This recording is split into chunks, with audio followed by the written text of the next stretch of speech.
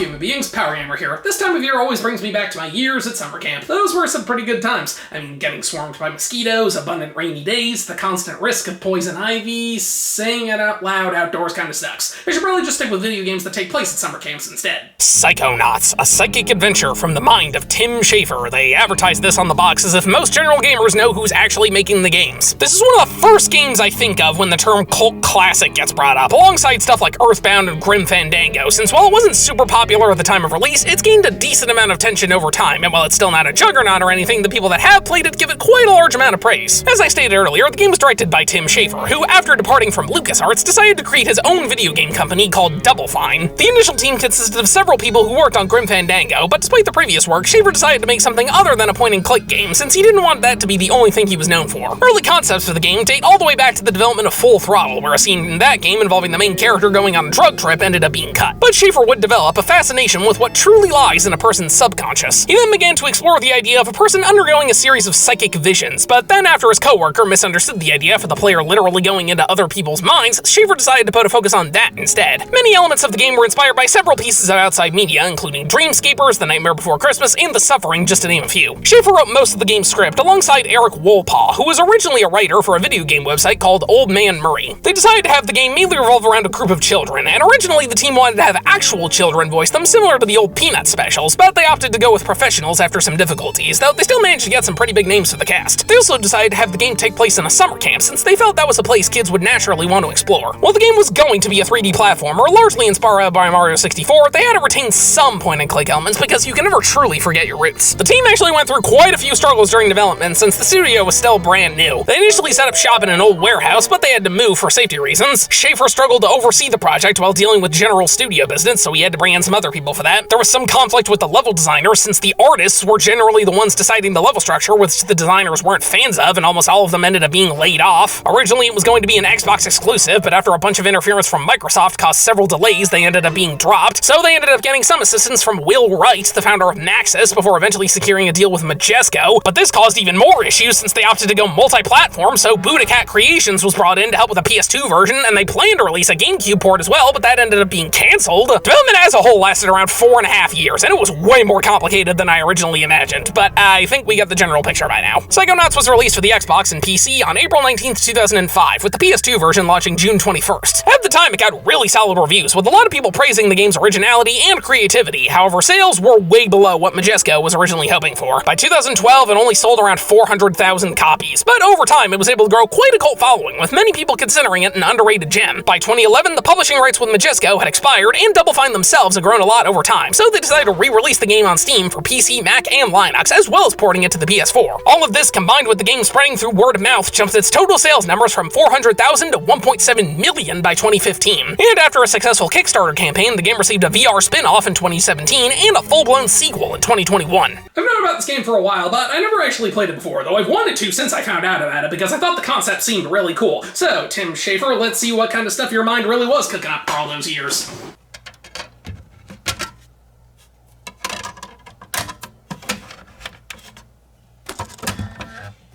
While the title screen is a giant brain you then walk around, which is already a good sign. I love it when games get creative with stuff like this. We open in Whispering Rock, a summer camp that's designed for kids with psychic abilities to hone their skills so they can eventually become psychic warriors known as Psychonauts. Coach Oleander, the head of the camp, goes on speech about the children's greater purpose when he and the other agents/counselors sense this young boy hiding in a tree and yank him out. The boy introduces himself as Rasputin, or Raz for short, and says he's here for training, but since he's not actually a part of the camp, they try and call his parents. It turns out Raz was born to a family of circus acrobats, but he ran away because his father didn't want him to grow his psychic powers. The counselors agree to let him stay for a few days until his parents pick him up, but Raz is determined to prove himself worthy of becoming a Psychonaut, and clearly the agents see his potential. And then you select a save file by picking a bunk bed, and I love that. That is such a clever idea. Jumping ahead, Raz later finds out that Oleander is attempting to steal the brains of the other children and use them to power tanks to take over the world, so it's up to him to save them with assistance from this former Psychonaut named Ford Cruller. It's a pretty simple story, but it works well enough for what the game is going for. This is clearly much more of a character-focused adventure than a story-focused story-focused adventure, and this game really succeeds at that because it has a great cast of characters. Raz is a solid protagonist, and the variety of people you come across throughout the game have many varying personalities, and a lot of them have interesting backstories you can find. Also, side note that I have to bring up, apparently early on in development, Raz was originally going to be a mentally ill ostrich, but they decided to scrap that idea because Schaefer believed games should have some sort of wish fulfillment, and he didn't think anyone would really want to be that. I don't know what he's talking about. I would love to do that. Graphically, the game looks decent for 2005. Obviously, it's a bit dated by modern standards, so the environments are pretty basic and a little murky, but the character models are solid, and the animations aren't that bad. Well, at least in the cutscenes anyway. In-game, it's not great. At the very least, I really like the game's art style, since the character designs are super unique and creative. I could easily see this as a cartoon from the mid-2000s. The music is great, and extremely varied, which makes sense given how many different locations you'll be going to, and the voice acting is top-notch, which isn't too surprising, since, like I said, they got some pretty big names for the cast. I mean, Raz is voiced by Richard Horvitz, and as I've said in the past, he's one of my favorite voice actors, so I am really happy about that. Not to mention, the game has some great writing too. I wouldn't say it's entirely comedic, but it does have some pretty funny bits. Sadly, this game doesn't run very well because the frame rate slows down a lot, though I'm assuming this is mainly because I'm playing the PS2 version, which in hindsight probably wasn't the best call. Now, the game is a 3D platformer where you control Raz as he explores the campsite and hops into different people's minds. The minds serve as the different levels of the game, while the camp acts as a central hub. By default, Raz's abilities are pretty basic. He can jump, punch, and lock onto enemies to target them better, plus his psychic abilities give him a double jump, which is really nice, and if you attack while in the air, he does the slam. As you go through, you earn more psychic abilities, which you get by collecting merit badges, and most of these are attained naturally as you go through the game. There's marksmanship, which lets you fire a blast of psychic energy to hurt enemies. Levitation creates a sphere underneath you, allowing you to move faster and jump higher, plus this lets you create a psychic balloon to glide places. Shield creates a barrier around you that only lasts a few seconds. Pyrokinesis lets you set things on fire. Telekinesis lets you pick up and throw things. That's not as exciting as it sounds. Invisibility lets you sneak past enemies undetected. Clairvoyance allows you to see things from another character's perspective, which is honestly pretty useless most of the time, and Confusion allows you to throw a grenade to stun enemies for a bit. The psychic powers are one of the coolest things about this game. Some of them aren't very helpful, at least in my opinion, but a lot of them are really fun to use, with levitation easily being my personal favorite. Take note, Silver, because this is how you make psychic powers in a 3D platformer fun. But Raz isn't entirely dependent on his mind. Since he was raised in the circus, he's fairly acrobatic, which will come into play during the platforming sequences. Pretty often, you'll do things like swing on poles, walk on tightropes, grind on rails, and use trapeze swings to reach new areas. In general, this game doesn't get super crazy with the platforming, but the later levels can get pretty tense. Speaking of which, the main bulk of this game is entering different characters' minds via this portal door that Raz just throws onto their heads. The first few are the instructors at the camp, which mainly serve as tutorials, but after that, you're generally entering the minds of people with serious mental issues that Raz has to help them overcome. Largely because the second half of this game actually takes place in a mental asylum, but we'll get more into that later. Now, this is easily my favorite part of the game. I've always loved the idea of creating a physical manifestation of what goes on inside someone's mind, whether that be literally showing how it works or just a metaphor for how they see the world. Either way, that concept is really cool to me, and Psychonauts is an amazing example of that. Because of this, we're able to get a great variety of levels, despite the game largely taking place in only one or two real locations, and some of these places can get really abstract with their layouts, and everything gets all twisty and turny. It's kind of like a precursor to Mario Galaxy in a way. Level progression is usually pretty straightforward. You just gotta reach a certain area while fighting off enemies and occasionally solving puzzles. Combat in this game is pretty basic, and most of the levels end with a boss fight, though all of them are really easy. Raz's health is represented by these brains, which are referred to as mental health. God, that's clever. And if you run out, you're sent back to your last checkpoint. You have a limited number of lives, but they're really easy to replenish, and if you get a game over, you're kicked out. But all you have to do is hop back inside and you'll pick up right where you left off, which I am grateful for, but this also makes me question why they even have lives in the first place. Now, it's really easy to lose health quickly, and the only way to get it back is to grab these blue pluses, but they don't restore that much. Their mental health increases every time you beat a level, and enemies are usually easy to kill, so dying isn't really that much of an issue, especially since the game's pretty generous with instant kill stuff. On top of health, enemies will sometimes give you these exclamation points, which will restore your ammo, and confusion grenades, but you don't get those until the end of the game, so they fit nicely on the corkboard of wasted potential. While level progression is pretty basic, this game is filled to the brim with collectibles. The most common ones are these figments that are transparent outlines of random objects. These things are all over the place, and there's a bunch of them. By collecting enough, your rank will increase, and every 10 levels you can talk to Ford Crawler to get a new psychic ability. Though after rank 30, you just get an upgrade to one of your abilities every 5 levels. The other big one is the emotional baggage. Once again, really clever. You have to find the luggage tags and then bring them to their respective bags to help the person clear up some of their issues. But the coolest collectible is easily the vaults. You'll find 1 or 2 of these in each mind, and by punching them, you'll get a small piece of backstory of whoever's mind you're in. This is a really cool method of storytelling, and it's genuinely a great motivation for wanting to collect these things. Plus, they're presented in this old slideshow-like format, which makes them even more charming, even if you come across something you probably shouldn't be looking at. Well, he definitely ended up scarred for life. The other collectibles lie in the campground, which, like I said, serves as the hub world. Here you can find arrowheads lying in the ground, though these things can also be acquired in levels by breaking things or killing enemies. These are a currency you'll sometimes have to use to progress, but it's mainly spent on buying items in the camp store that's located in the main lodge. Also lying around the campground are cards, which if you collect 9 of and then buy a psychic core from the store, will allow you to build a challenge marker in Crawler's HQ, though all this really does is increase your level, so I didn't feel the need to collect all of these. Alongside those, the seller lets you purchase things like health restores, cosmetic changes, and 2 special items. Well, okay, technically there's 3, but only 2 of them are required to beat the game, so those are the only ones I got. The dowsing rod, which lets you find arrowheads in the ground, and the cobweb duster, which lets you collect the game's final collectible, mental cobwebs. These are things located inside the mines that are meant to go over places people haven't thought about in a while. Why is this game so freaking clever? You just push a button to remove them, but if you bring them back to HQ, they can be converted into cards. Now, I did not feel the need to collect everything in this game since it takes a while, and I don't think you get that much for doing it, plus it requires revisiting a bunch of levels via this collective unconscious with a bunch of doors. There's also some upgrades you can find letting you hold more ammo and lives, and the scavenger hunt thing that I genuinely didn't find a single item for. In addition to the items from the store and some level exclusive ones, you can use things like smelling salts to leave whatever mine you're in, the portal door to enter mines, and Bacon to speak with Cruller. He can either give you tips on what to do or warp you back to headquarters to give you some upgrades. Though personally, I wish you just got some of the upgrades right away, since it would make things much faster and you wouldn't have to sit through 2 different loading screens to get back to the level. Aside from that, my only issues with this game are sometimes the controls aren't the best and the camera can just get stuck. Though these things aren't that bad in the long run, they just caused a couple issues here and there. Well, now we've got a world conquest to prevent. The perfect thing for a 10-year-old, or however old Raz is supposed to be. After going to sleep for the night, Raz has a dream where this old guy wakes him up and gives him a tutorial on how to expand his psychic powers. The next day, Raz wakes up, and here he gets to know some of the other kids at the camp, like a girl named Lily, whose father is the head of the Psychonauts, and she very clearly has a crush on him, Bobby, your stereotypical bully, and Dogan, a kid who wears a tinfoil hat so he doesn't explode anybody's brain again. Wait, what do you mean again? Raz's first training lesson is at the top of this tree where Coach Oleander lets him into his mind, which is represented by a war battlefield. I did not think D-Day would be our introduction. This level just serves as a tutorial for most of the game's mechanics and an excuse for Raz to talk to some of the more prominent characters, like when Bobby tries to kill him but he's saved by Lily, or when you have to escort Dogan across a minefield. I'm getting a psychic prediction right now, and I don't like the way it looks. After playing some whack-a-mole, hijacking a tank, and whatever this place is, Raz finds the strange room, but Oleander yanks him out. He quickly brushes this aside and gives him his first merit badge. Back in the real world, Agent Sasha 9 asks Raz to come to his lab for some experimenting, and along the way he passes these kids that compliment him.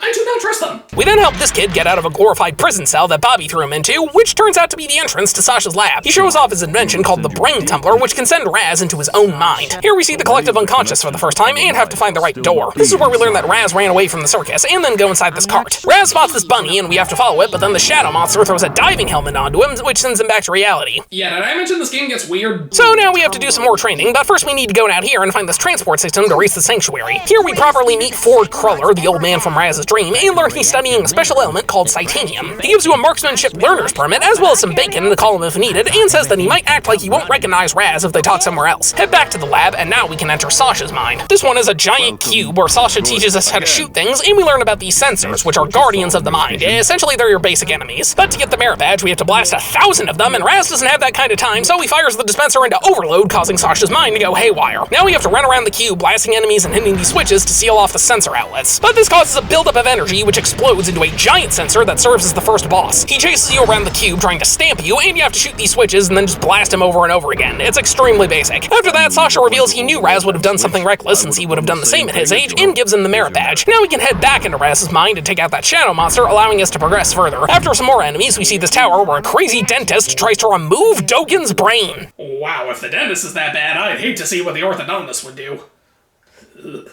Raz is unable to climb this tower, so we head back outside, and Sasha tells him to go learn levitation from Agent Mila. Outside, he runs into Lily, and they argue about whether or not Psychonauts are needed anymore, and her mind lets her feelings slip. We head down to the docks and learn that Raz can't swim since his family was cursed by a psychic years ago to die in water, so if you try and go over the water, this hand will grab you. Then Dogan pops out of the lake acting all funny, and Raz sees his brain is missing. To cross the lake, we speak to this old guy that's clearly Cruller, and he loans Raz a canoe. Right over here and speak with Lily again, who says she had the same dream about the dentist, so they agree to meet later that night. We then talk to Mila and enter her mind. This one is a 70s dance club, but without all the drugs, and you have to use the different levitation abilities to get through, so it's easily the most interesting level so far. You even have a race against some of the other kids, including Bobby. Heh, suck it. Reach Mila and she'll give you the merit badge, so now it's back to the lab. We pick up at the Dream Tower where the dentist sprays this powder on Dogan, causing him to sneeze his brain out. Raz sees that Lily is his next target and follows the brain down the chute. Here we have to fight this tank that shoots you, and you gotta hide behind these pillars until it opens up, allowing you to shoot it, and then smack it. But then you have to hit the core while avoiding this laser and confusion blasts that invert your controls. Raz realizes that these blueprints are designed to put kids' brains into tanks, and he's now inside that white room from Oleander's mind. So he quickly puts 2 and 2 together and realizes something's going on. Sadly, Sasha aborts the operation and leaves to go on some unspecified mission, so he's not going to be helpful, but Raz does pick up the portal door. We head back to the lake where we see Bobby's lost his brain, I doubt he was using it that much, and meet with Lily, who tells him Oleander's been broadcasting some sort of signal to the rest of the camp. But then she goes on about liking Raz, which causes her to get kidnapped by this giant fish monster called the lungfish. We enter the submarine orb to chase after it and crash into a weird air bubble at the bottom of the lake. You have to ring this bell to lure the lungfish out and then fight it. It'll spit random junk out at you and then suck it all back up. You have to punch these boxes so that nails go flying into it. But then you have this chase sequence where you have to stay in the air bubble as it moves, and it can be really hard to see. Yeah, this part was annoying. And at the end, you have to make it swing its bulb into these open clams to make it vulnerable. After this, Crawler calls in saying it was made as part of an experiment, and we need to go inside its mind to smash the brain modifier. And this is the first time you have to manually use the door to enter a mind. Inside, we see the city that's populated by lungfish, and Raz is seen as a giant monster that's known as Gargalore. So this entire level, you are basically a kaiju and can smash buildings and even squish people, which is awesome. Though I really wish your movement speed wasn't so slow. We team up with this resistance group, though we end up killing one of them, to take on another giant monster known as Gochapala. So we spend the whole level destroying a bunch of military vehicles and even bounce on a blimp. Careful, my chai tea! Wait, what did he just say? My chai tea! You know chai means tea, right? So saying chai tea is just redundant. This is also where you learn shield. Once you reach the end, you fight Gochapala by using the shield to block his dives and deflecting his lasers, also punching him when he lets out the shockwave on the ground. Mindless, but not awful. Once you knock him down, you climb this tower and he'll follow, but then he'll end up smashing it. Why do the work yourself when your enemies will do it for you? We head outside and the lungfish thanks Raz before taking him to the insane asylum conveniently located across the lake. I told you this would be important later. It gives us a horn to call it in case we need transport again, and we learn her name is actually Linda. But if you go back to Crawler, he'll reveal that all of the children have lost their brains and he can't contact Sasha or Mila. We also learn that he basically had his mind broken in a battle years ago, and he has to stay close to Titanium or else he'll forget who he is, which explains why we keep seeing him as different people. Going up to the asylum, we meet the security guard named Boyd, but he says he can't let us in since the milkman has the key. Something's clearly up, so you should enter his mind, but we need the cobweb duster to progress. So go back to the camp store and find out it costs 800 arrowheads, which you will not have by this point, so you gotta buy the dowsing rod and then farm them. Yeah, this took forever and it was extremely annoying, but after that, we can finally enter Boyd's mind. And this is by far the most famous level in the game because it's also by far the weirdest. Boyd's mind is represented by the suburban neighborhood with a bunch of twisty streets, but it's all full of these guys in trench coats searching for the milkman who's supposedly dead. Boyd believes this is all part of some grand conspiracy theory to gain the ultimate power of his milk, and if you stand next to him either in or outside of his mind, he'll say the most out-of-pocket stuff you can imagine. The Rodeo Clown Cartel.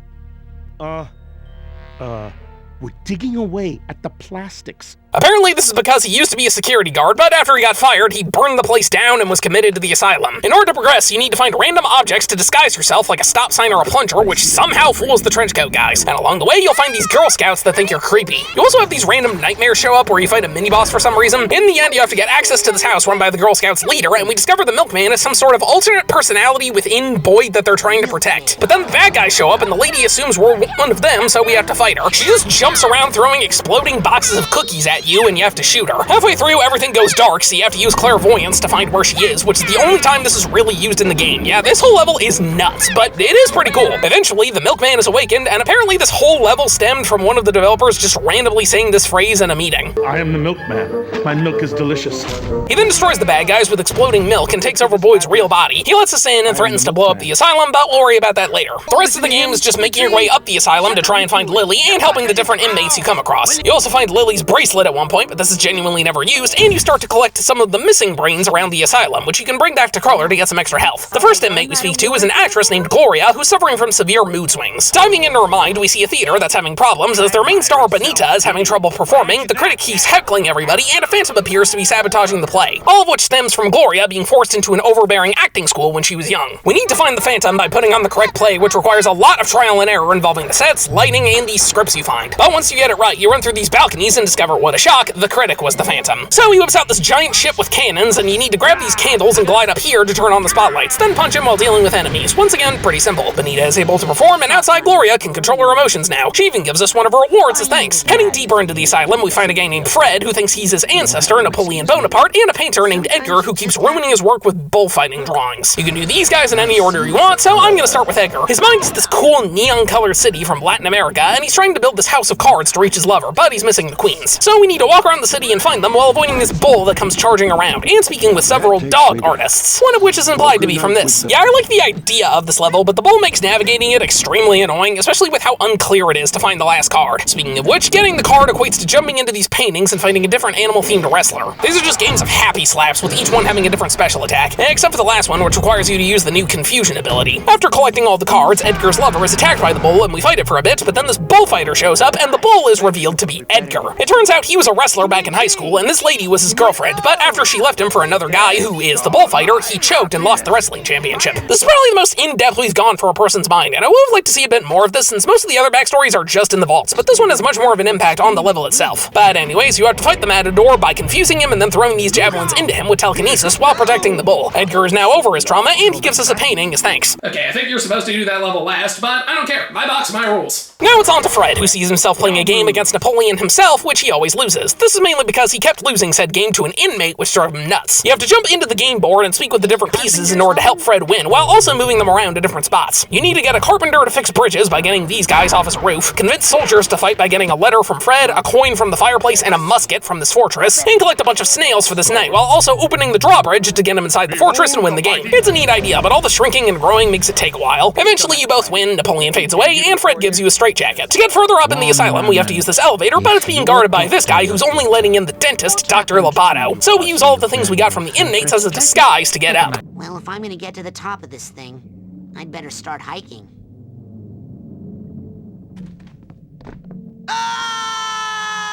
The next section is just climbing up the ruined tower of the asylum and eventually finding Dr. Lobato's assistant, who's only helping him to save her turtle friend, as well as Lily and the other agents who lost their brains. Use the cake to save the turtle and then throw this fake brain into a machine, sending Dr. Lobato flying out the window and allowing us to get the agent's brains back. There's no going back from here, but while I missed some kids' brains, I think they can live without them. We save Lily, but then it turns out that this was Oleander's whole plan to lure Raz here. I feel like there was a simpler way to do that, but whatever. The agents send Raz and Lily away so they can deal with Oleander, but while all of this is happening, the inmates end up setting the asylum on fire, and the milkman leaves Boyd for a greater purpose in the beyond. Crawler comes in to help, and Raz and Lily share a kiss as the place goes boom. Oleander loses his brain, but then it takes control of a tank that we have to deal with. It just throws rocks at you, and you have to throw your own rocks into those, as well as the ones surrounding it, so you can set these things on fire and then throw one into the core. It's really easy. Too easy, because Raz then gets hit with sneezing powder, causing him to lose his brain. But it can still function, so you gotta pick it up with telekinesis and throw it into the tank. There it fuses with Oleander's brain, creating a hodgepodge known as the Meat Circus, a fusion of Raz's childhood in the circus and Oleander's childhood in a butcher shop. We see a young version of Oleander here and learn that he wanted to keep a pet bunny, but his father killed it to serve it as food. Does he know rabbit doesn't taste good? Anyways, this level is honestly really annoying since for most of it, a single mistake sends you back. First, you have to protect Oleander in a glorified escort mission by picking up these bunnies so we can grab them while also killing these enemies that are trying to kill him. But in between each run, you have to do some convoluted platforming sequence, which is not fun when you're under a time limit. Then you have a small rail grinding sequence and then fight Oleander's dad, who swings meat cleavers around, and you have to wait for him to get stuck so you can punch him in the head, which you don't have that much time to do. But then Raz has a vision of his father, who berates him for using psychic powers and forces him to climb out of the circus as it gets flooded with water. I absolutely hated this, since it's so easy to make mistakes, and half the time it feels luck-placed. Plus, at one point, I got sent back to the previous section. Screw this stupid thing. I was on it for like half an hour. After that, the two dads team up, and this fight is basically the same as before, only you have to throw the flaming batons Raz's dad throws into Oleander's dad to hurt him. But we're still not done, because Raz's actual dad then shows up and reveals to Raz that he doesn't hate psychics, he was just trying to protect him. But then the two visions fuse into this abomination. Raz's dad gives his son some of his power, allowing him to create this giant fire dude,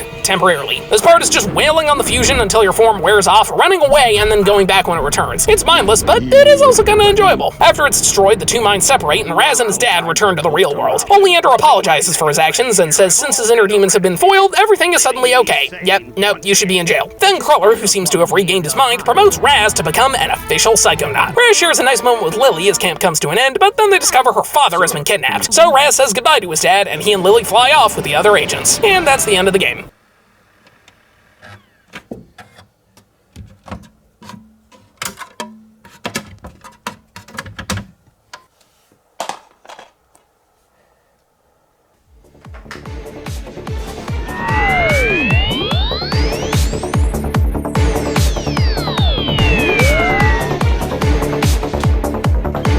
Game Conquer.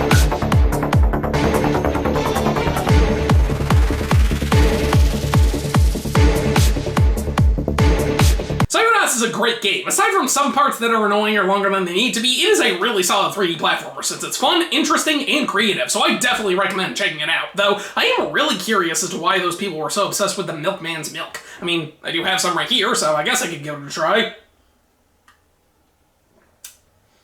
Yep, nah, I don't see what the big deal is. He is the milkman, his milk is delicious, and he will guide our souls to the higher plane of reality.